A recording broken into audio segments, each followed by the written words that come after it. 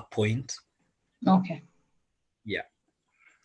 All right. So if you have any questions as we are going through the presentation, raise your hand. I think there's a part for reactions. You can raise your hand. Then we can unmute you if you need to talk through it. Yes, and then we go on. So I think we are ready now. Thank you so much for everybody who's in the waiting room, who has joined us today. Yes, as we were discussing earlier, we had this conversation earlier on 2 weeks ago on investment opportunities in the Kenyan agricultural sector. We did an introduction on it. For those who had not participated in it, we can share the link on where it was recorded. Today, we are doing a continuation on the same out of the questions that were raised 2 weeks ago. And we're joined again by Kelvin Kagwamba, who's an agronomist. Kelvin, take it away. All right, thank you. Thank you, Rose. Thank you for your co-hosts for the good work they've done in making sure that we are connected. And welcome all to this second part of this presentation on the investment opportunities that lie in the Kenyan agricultural sector. And you can bear me witness that it's a very robust industry that is growing immensely through time. Last week, we've had tea bonuses being announced by the KTDA, and the farmers are not very happy.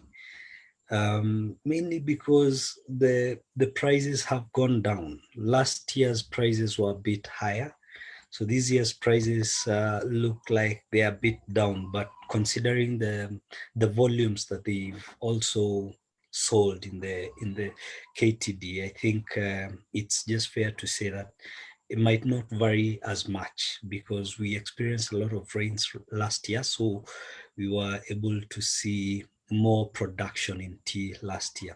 Anyway, that's a story for another day. So today I want to kind of continue with where we left last week. It was about 2 weeks or 3 weeks ago. We had talked about the industry as a general and where there lies opportunities in horticulture, in livestock, in grains, in fruits, and the areas where people are investing in agriculture. And so today I just want to kind of deal with something that people in the agricultural sector need to now look into, and that is sustainable farming. You can bear me witness that we all need sustainable agricultural systems because whether we like it or not, we want to be here in 100 years. We want the earth to be here in 200. We want the next generation basically to enjoy. And so it's one of the systems that does require chemicals and conserves energy, emphasizes on local production and decreases inputs. But the key principles in sustainable agriculture is the 3 Ps: people, profit, and planet. Today, I'm going to sound like an environmentalist, but I think that's where everybody in the agricultural business, in agribusiness, should be thinking so that we can also leave something for the coming generations. So when you're talking about people, we are talking about providing food that is rich in nutrients for the consumers, that is healthy for the consumer, that is enough for the consumer. When we talk about profit, we are talking about the farmer needs to put something in his pocket. So the farming operation must be profitable or you will not have any business.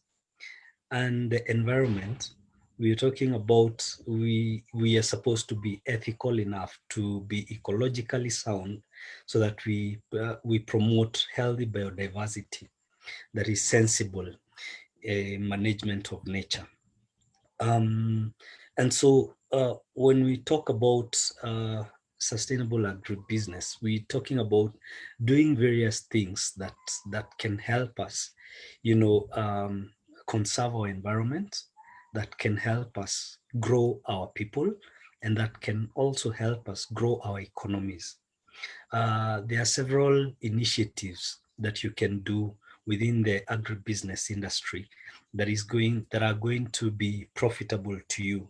You don't have to make it like a like a hobby. Sustainable agribusiness should not be a hobby. It can also be a business for you. And so today I'm going to be sharing 5 ideas, and in the last slide I'm going also to share some of the ideas that are coming up very strongly and that people they should start looking into, in terms of making money within the agribusiness sector. So the benefits of sustainable farming, of course, are enormous. There are many. Preventing pollution in lakes, saving water, you're saving electricity and energy, you're increasing efficiency in whatever you're doing. You're creating habitats for other pollinators and beneficial insects. You're ensuring the welfare of the farm animals also, but also you're providing space for the respectful coexistence with the native wildlife. I don't know if my screen is sharing properly. Somebody confirm, please. I think do the full screen. Okay. Yeah. That's yes. okay? Yes. That's okay. Great. So as we're saying, the benefits of sustainable farming are quite many. Right now we're talking about carbon emissions. We're talking about greenhouse gas effects and the way the climate change has happened because of the way we've been reckless with with the environment. So the benefits will help us, to do carbon sequestration. They will help us to conserve on water. They will help us to, conserve on our wetlands and all the natural spaces that we have left that are there. They are also going to help us to create habitats for pollinators and the beneficial insects, which are very important in a farm. So one of the ideas that I have is something we call permaculture. So permaculture is a design system, that allows you to use whatever you have, to live in harmony. You're growing tomatoes. You're growing tomatoes in a greenhouse. You can also have other plants there. You can also include, something else within the greenhouse. You can have a butterfly farm within the greenhouse. You can do beneficial mites within the greenhouse. You can use your own house as a greenhouse or as a place where you're growing the tomatoes or the food systems. So it's a system that applies, that helps you, just to live in tandem with nature. It incorporates human settlements and allows humanity to live in harmony with the natural world. You don't have to cut a tree to build your house. You can build a house right next to the tree, and the tree will offer you shade. It's just coexistence with nature. The water systems.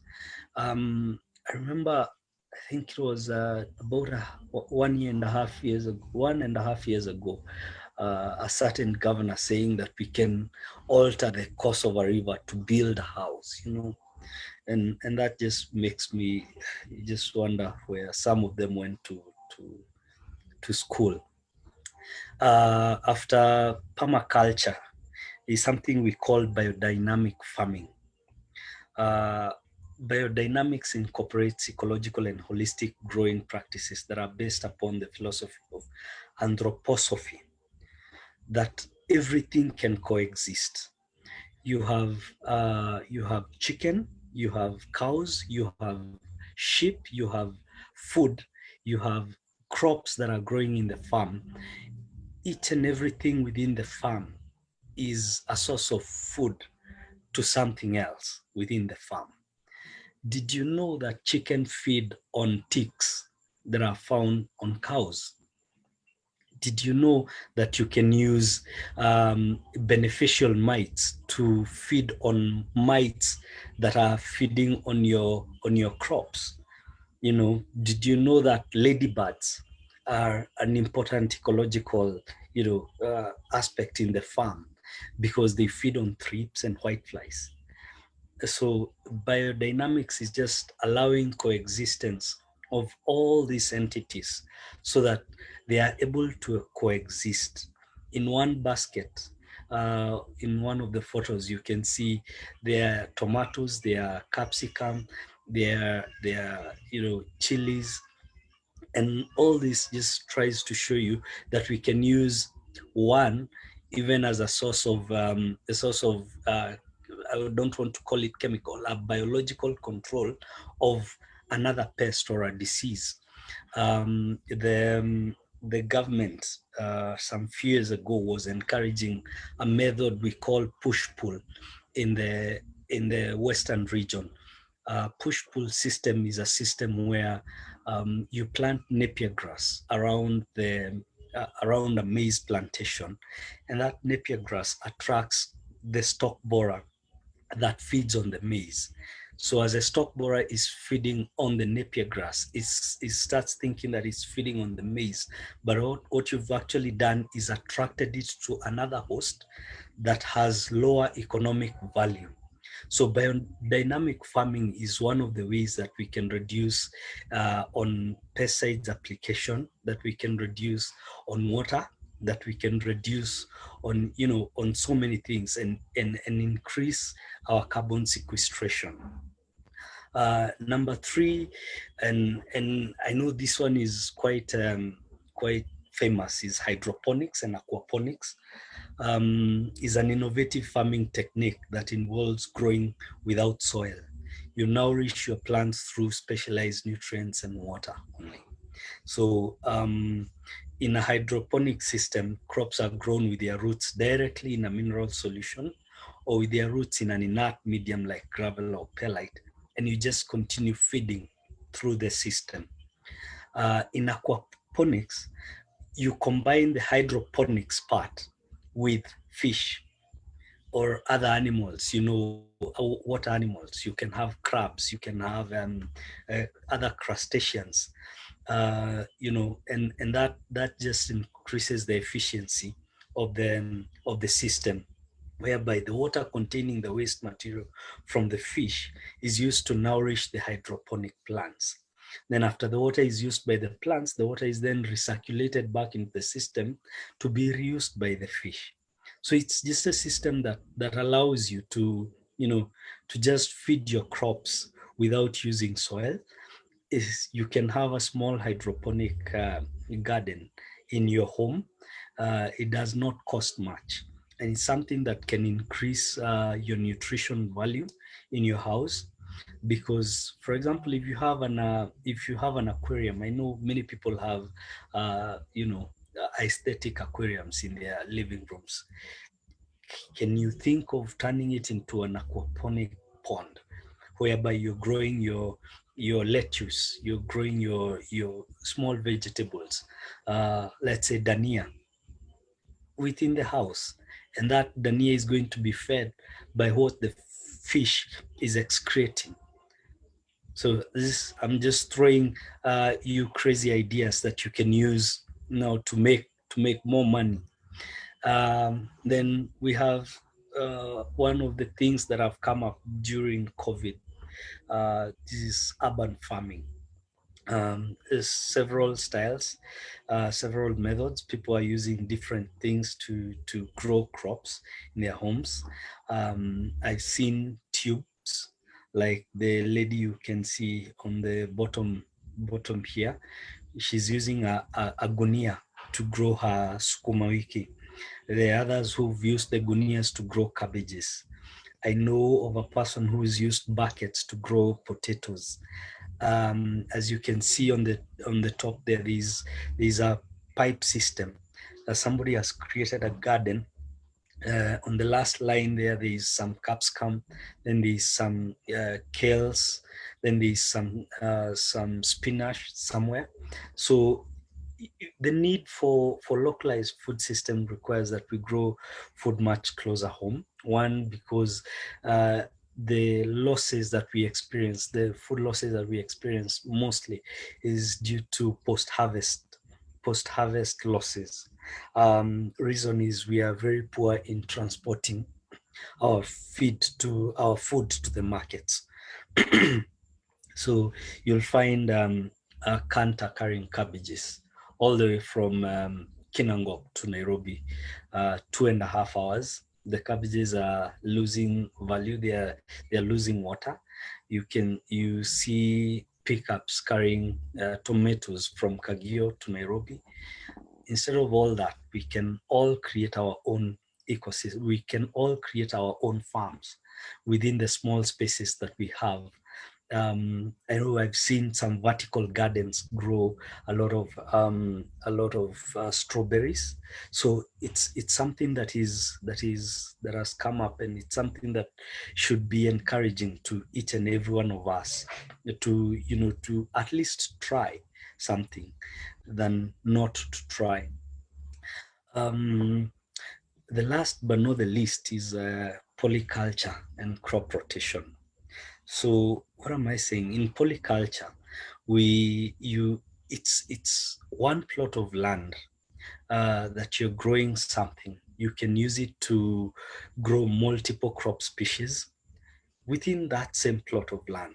You efficiently use the land to maximize on every space that is available. We normally hear of stories of people who have small plots in Kiambu County, and they are able to do so much because they are able to maximize on polyculture. They are able to grow kales, cabbages, carrots, dania, and everything within a very small piece of land. And by doing that, they reduce on the cost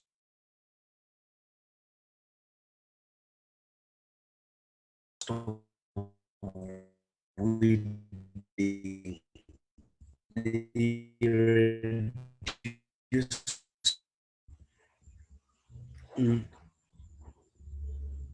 Hope I'm back.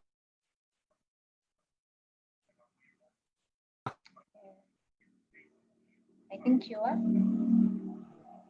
Sorry. Am I back? Yes, you are. All right. Somebody's trying to call me.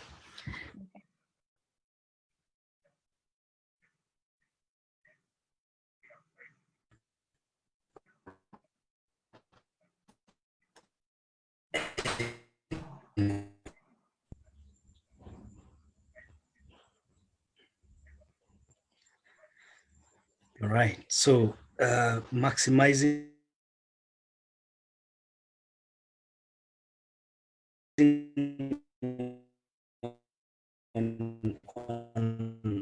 on crop rotation is based on growing a series of different crops in the same area in sequential seasons.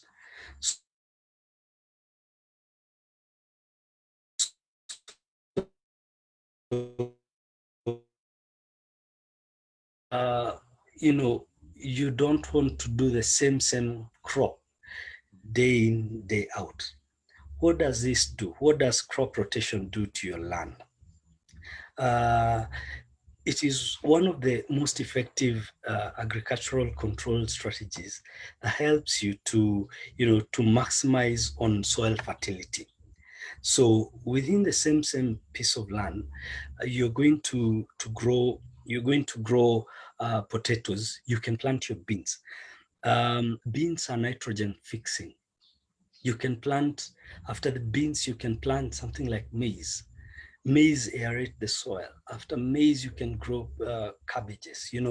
Just be creative in whatever you're growing so that you're growing from one season to the next. And using crop rotation, that helps you to maintain your soil fertility. I want to throw in some new ideas that I've found people are making money out of. And these ideas are not my own ideas, because personally I've not done any of them, but I have interacted with people that are doing them. One of them is bee farming. So important to note is that we have a potential to produce 100 tons of honey and 10,000 tons, 100,000 tons of honey and 10,000 tons of beeswax yearly. But we're only doing 20% of that. So there is a huge, huge potential for us to get money from this industry. One of the things with honey is uh, it's very expensive. Today, a kilo of honey, I think, goes for about 500. Rose, if I'm, correct me if I'm wrong. Is it 500? Yeah, it goes for between 450 and 650, depending on the person who's producing. Exactly. Oh, not on the production, the person who's packing. Sorry. The person who's packing. Yeah. So you can just see the potential in that industry. In 1 year you can harvest twice, and there are some beehives that you can harvest even 3 times. So depending on where you are and where your farm is, please don't grow bees in town. They are not urban friendly. Depending with where you are, you can make money from bee farming, beekeeping. Next one is cricket farming. Did you know that some of the unga that you're buying from the supermarkets, and some of the crates, some of the cakes that you're buying in your famous, cake places, may contain some cricket flour? Yes, because cricket flour has about 60% protein content. It's higher than fish. Fish has only about 20%. And cricket farming has become very interesting. I know JQuat is doing a lot of research on the same. And I know Isipe is also doing a lot of research on the same. So there are several cricket farmers within Kiambu. I know someone in Kisumu doing the same. And I can tell you for sure, this is going to be a gold mine. I don't want to sell it like the next quail business, but I can tell you for sure that crickets are going to become the next food source for human beings in the next 10 years. That's information for free. It's very expensive to grow beef, and it's very expensive to grow, chicken for food. So I can see a lot of interest in the West going into insects for proteins. Then there's the black soldier fly farming. Black soldier fly is a native of the American, continent, but it will survive even in Africa. An interesting fact is the black soldier fly larvae will eat kilograms of scrap food at night in composting units, eliminating your food waste before it can even rot. I can tell you for sure that black soldier fly is the next big thing. Um, there is a lot of research that has gone into it. I know Unga Limited is looking for black soldier fly farmers to supply them with larvae, for their insects, for their protein, content in the feed that the animal feed that they are producing. They are looking for black soldier fly farmers. A kilo of dried larvae will go to up to 160 Kenya shillings. So you can see there's potential in that. It does not take so much to grow black soldier fly. You can grow and you can raise them in your kitchen using your kitchen waste. Last but not least is vermiculture. So the beauty of rearing worms is that you don't need a lot of space. With a basin on your balcony, and 2 kgs of vermicompost. Vermicompost is anything that is rotting. You can be able to produce up to 15 to 20 kgs of worms in a span of 3 months. And they will eat any organic waste. And as they are eating the organic waste, they are turning it into manure. So you can see these double benefits in all this. The worms can be eaten by your chicken. The worms can be eaten by your pigs. The black soldier fly larvae will be eaten by your chicks, your birds, your fish, and the compost that is coming out of that system.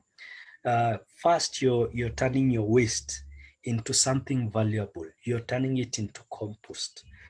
And so you're making money where there was no money from waste. In actual sense, you're making money from waste.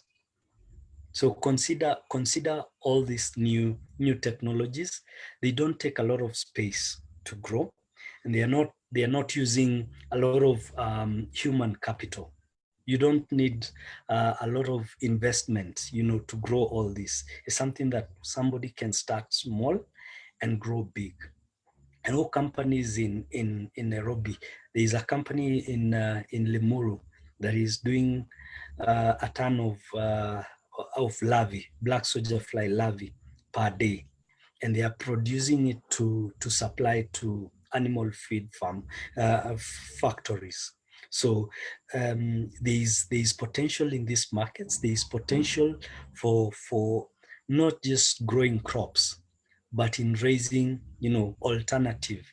And all these ideas that I've put here are sustainable ideas, things that will help us, keep our environment clean.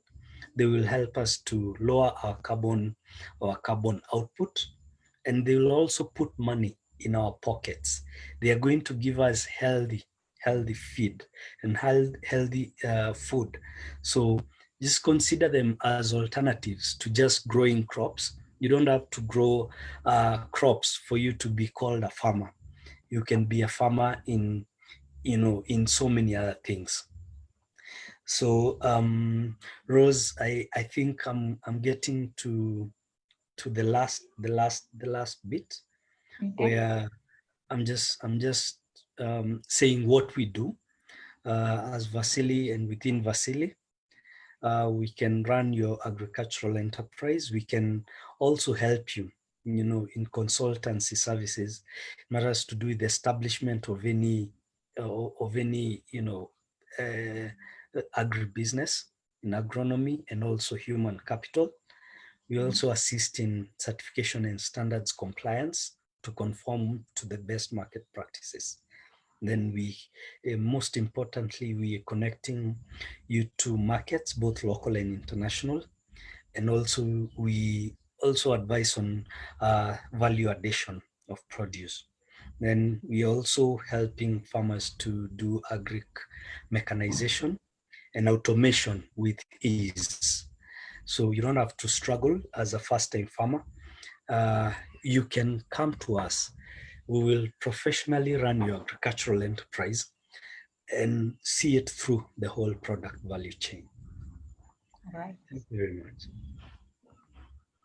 I don't know whether we have any questions. For me, I have one on the cricket farming. Yes.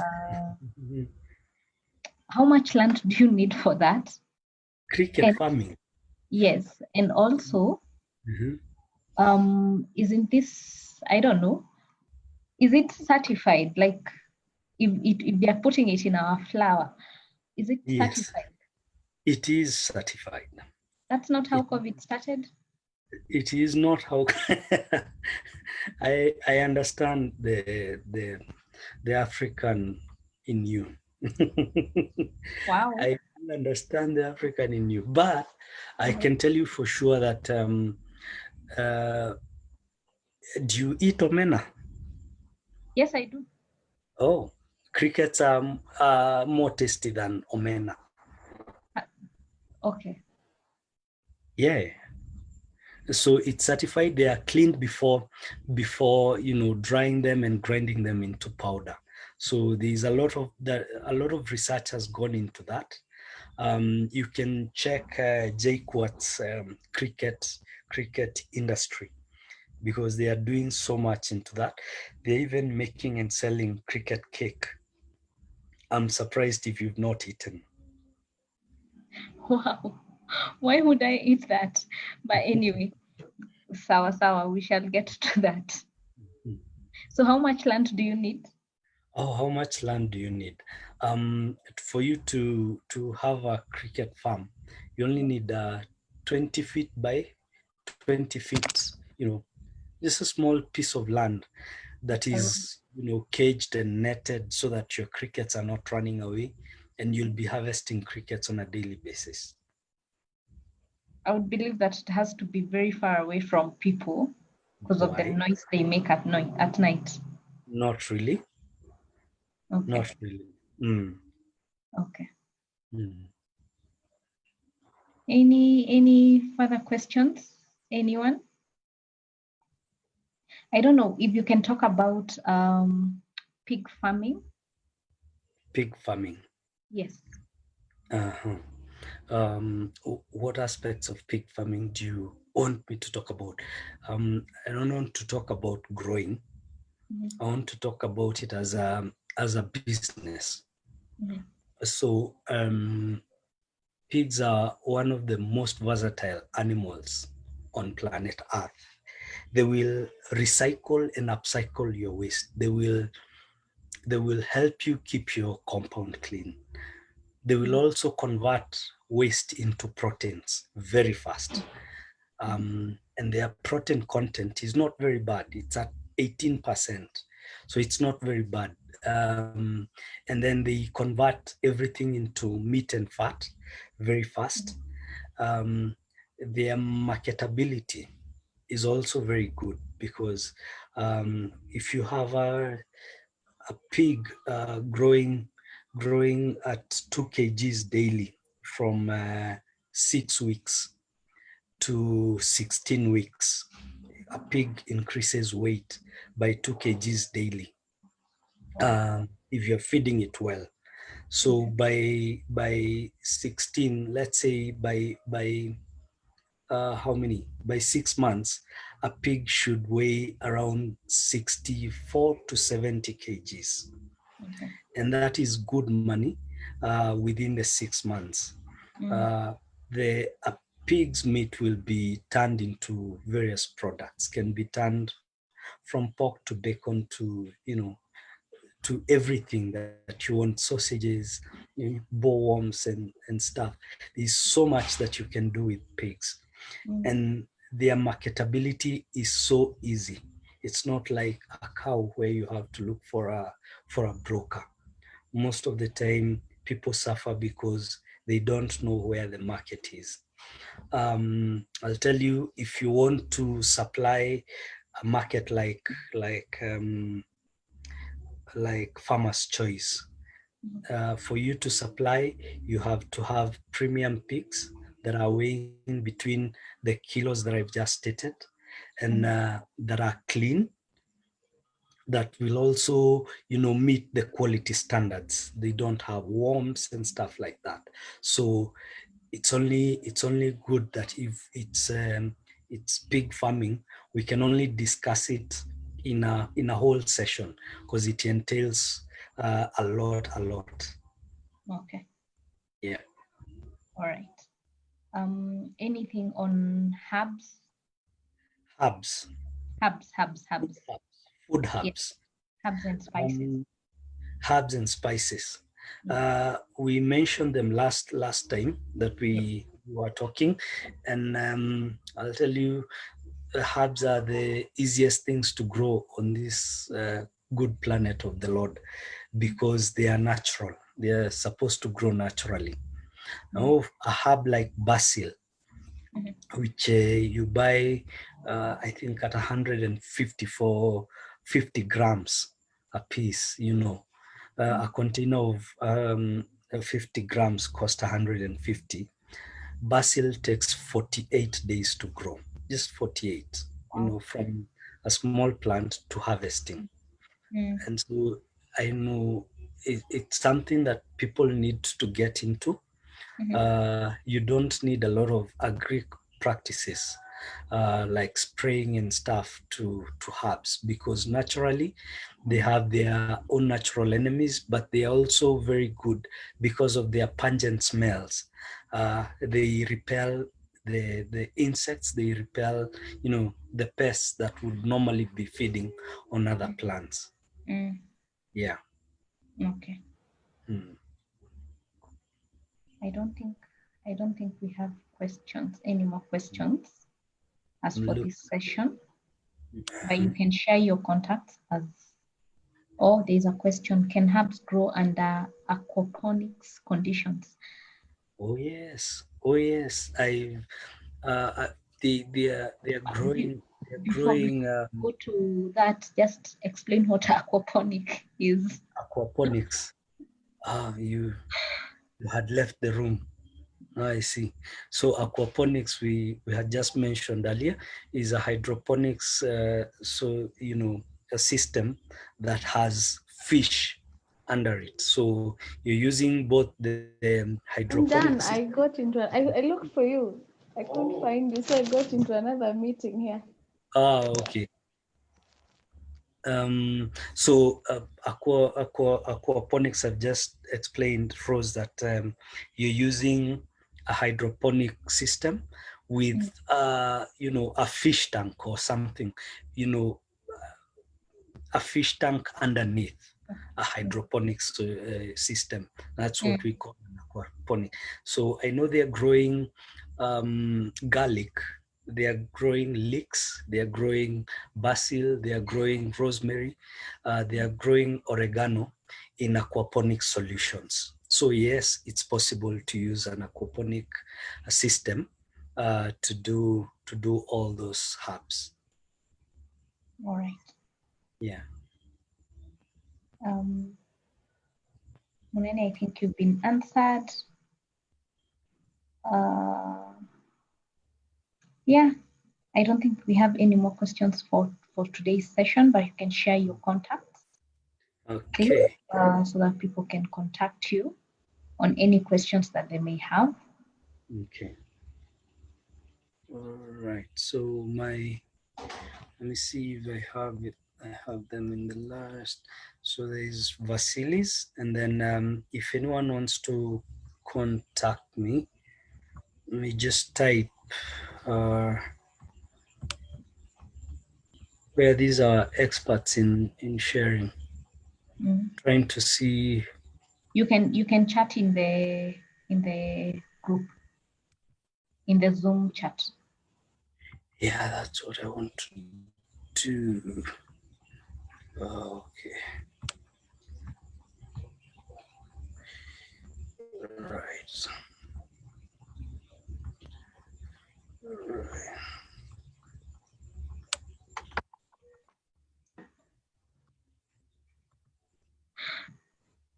I would say that's a technological issue, but Yeah, it's a challenge on your side.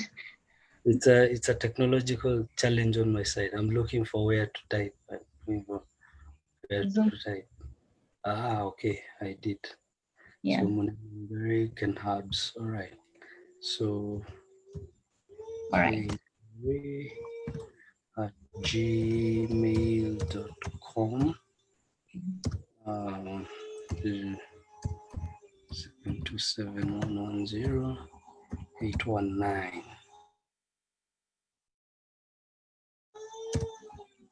All right. There you go. For anyone who'd like to contact Kelvin. Okay, to know more about herbs. Maggie wants to know more about herbs. I think you can pick up the conversation. Yeah. Later. We can chat offline, Maggie. Yes. Okay. Otherwise, thank you very much, everyone, for joining us. As always, we shall share the presentation at the end of the day. For For those who missed the previous sessions, they are also on our YouTube page. We can share the link. Asanteni sana and have a very, very nice day. Thank you, Kevin, for joining us again today. Karibu sana, always a pleasure. Asante.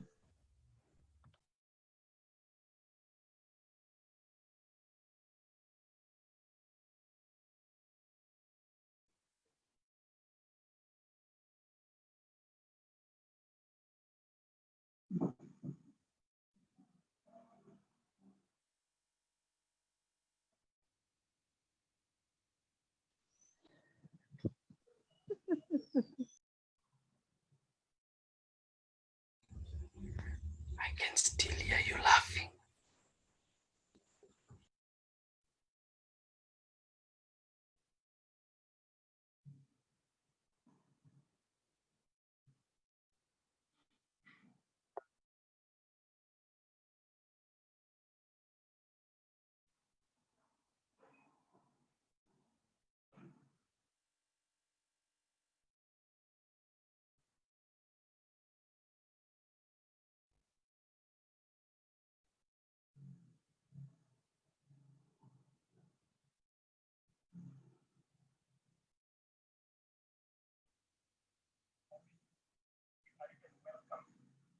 To take the asset right now and go sell it yourself.